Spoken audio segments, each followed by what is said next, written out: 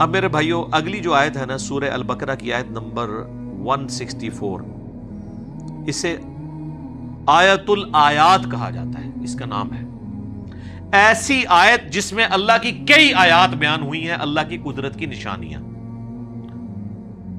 Science of God, ایک نہیں بے شمار۔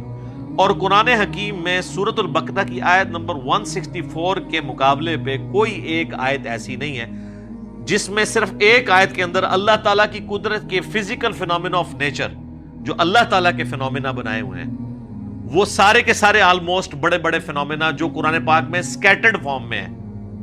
جن کو التذکیر بھی اعلیٰ اللہ کہا گیا ہے، وہ بیان ہوئے ہوں سوائے اس آیت کے۔ ان فی خلق السماوات والارض، بے شک آسمانوں اور زمین کی تخلیق میں،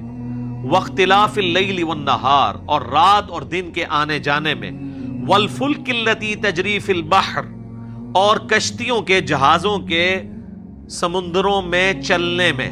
بما ینفع الناس، جو کہ لوگوں کے نفع کے لیے چلتی ہیں، یعنی وہاں سے سی فوڈ جو ہے وہ شکار کیا جاتا ہے۔ وما انزل اللہ من السماء من ماء، اور اللہ تعالی جو نازل فرماتا ہے آسمان سے پانی، فاحیا بہ الارض بعد موتها، اور پھر اس پانی کے ذریعے مردہ زمین کو زندہ کر دیتا ہے، یعنی سبزہ اگا دیتا ہے اس پانی کے ذریعے۔ وبث فیہا من کل دابہ، اور اللہ تعالیٰ نے جو زمین میں ہر طرح کے جانور پھیلا دیے ہیں۔ وتصریف الریاح، اور ہواؤں کے بدلتے رہنے میں، والسحاب المسخر بین السماء والارض، اور بادلوں میں جو کہ اللہ تعالیٰ کے حکم کے پابند ہیں، آسمان اور زمین کے اندر جو سسپینڈڈ ہیں بادل، لآیات لقوم یعقلون، اس کے اندر اللہ تعالیٰ نے آیات رکھی ہیں ان لوگوں کے لیے جو اپنی عقل استعمال کرتے ہیں۔ دیکھ لیں کتنی نشانی اللہ تعالیٰ کی قدرت کی اس میں گنوائی گئی ہے۔ نمبر 1 آسمان اور زمین کی تخلیق، نمبر 2 رات اور دن کا آنا جانا، نمبر 3 جہازوں کا سمندروں میں چلنا اور اس کے ذریعے سی فوڈ کا حاصل کرنا، نمبر 4 آسمان سے پانی کا برسنا، نمبر 5 اس پانی کے برسنے سے زمین کو اللہ نے مردہ ہونے کے بعد دوبارہ سے زندہ کر لیا، نمبر 6 زمین میں ہر طرح کے جاندار پھیلا دیے، لو جی سب کچھ کور ہو گیا، نمبر 7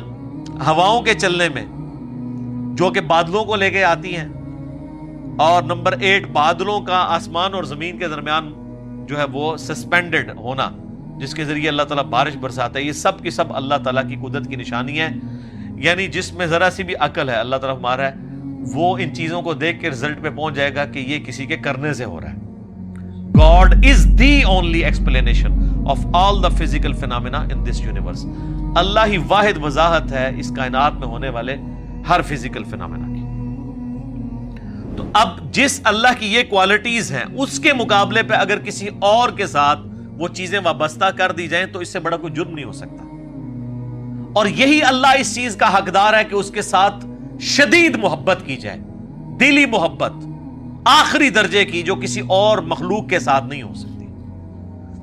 تو اللہ تعالیٰ اب ایک کرائٹیریا پھر اس حوالے سے ڈسکس کر رہے ہیں، وَمِنَ النَّاسِ مَن يَتَّخِذُ مِن دُونِ اللَّهِ، اور لوگوں میں ایسے لوگ بھی ہیں، ایسے بدبخت لوگ ہیں جنہوں نے اللہ کے سوا اور ہستیوں کو پکڑ لیا ہے، اندادا یحبونہم کحب اللہ، اللہ کے مقابلے پہ انہیں اپنا ند مان لیا ہے، مد مقابل، اور ان سے ویسی محبت کرتے ہیں جیسی اللہ سے کرنی چاہیے تھی۔ اللہ اکبر۔ یہ آیات پڑھی جاتی ہے نا تو لوگ سمجھتے ہیں شاید یہ مشرکین عرب کے بارے میں نازل ہوئی تھی۔ تو مشرکین عرب اگر اس جرم کے اوپر مجرم ہے اللہ کے حضور، تو آج بھی جو لوگ یہ کر رہے ہیں وہ بھی اسی طریقے سے مجرم ہیں۔ اور آپ کو آج مسلمانوں میں اکثریت ایسے لوگوں کی نظر آئے گی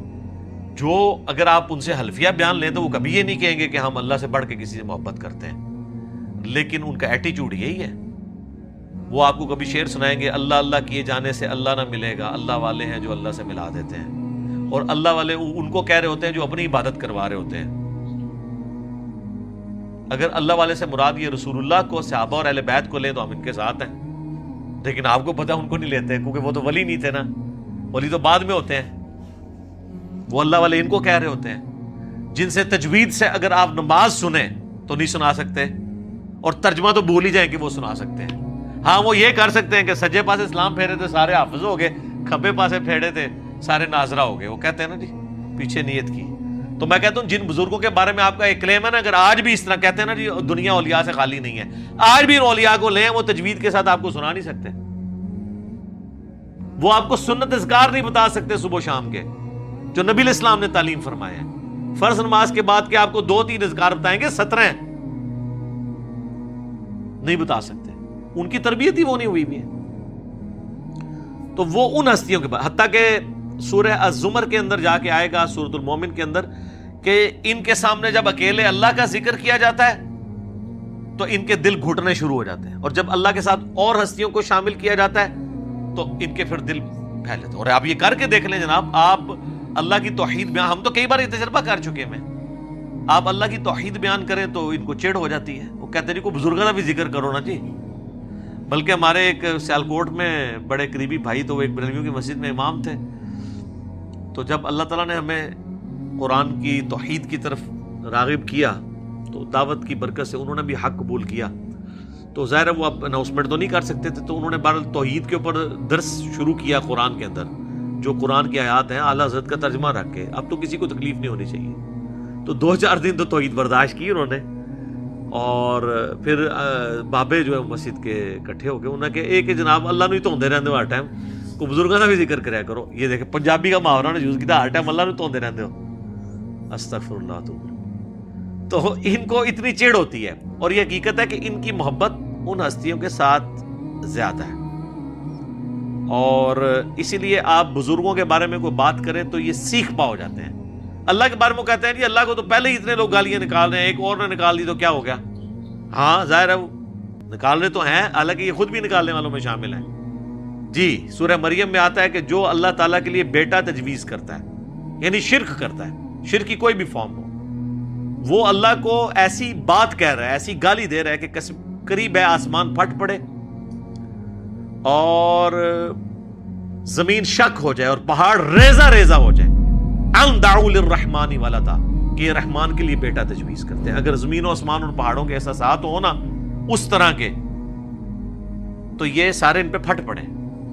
زمین ریزہ ریزہ ہو جائے، زمین یعنی پھٹ جائے اس خوف سے کہ یار میرے اوپر